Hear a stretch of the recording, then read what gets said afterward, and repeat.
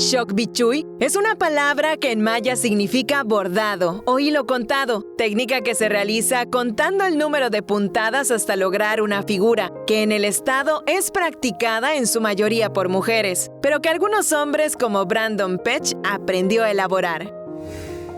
Este trabajo mayormente en todo el estado de Yucatán lo realizan las mujeres. No vemos poco los hombres en todo el estado que realizan esta actividad. Sin embargo, es una actividad que hoy en día todos lo pueden hacer, tanto hombres, tanto como mujeres, y asimismo los jóvenes. Aprendió la técnica de bordado con el apoyo de un amigo y como una forma de honrar la memoria de sus familiares que la practicaban y partieron de este mundo. Aquí en la casa, las personas que sabían hacer esta actividad, desafortunadamente se nos han adelantado.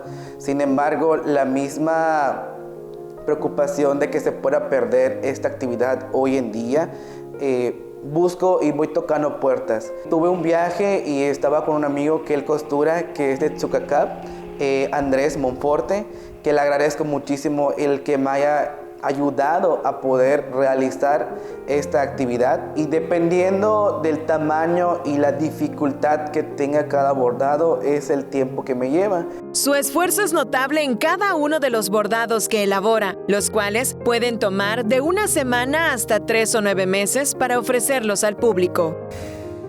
Es muy bonito y muy satisfactorio ver a la gente del pueblo que reconoce el trabajo que hago. Le doy el realismo a lo que vienen siendo las flores, ya que cada quien tiene su propia técnica, su propia forma de hacer el hilo contado, y he recibido mucho apoyo en el municipio. Con imágenes de Efraín Rodríguez, Teleyucatán te informa.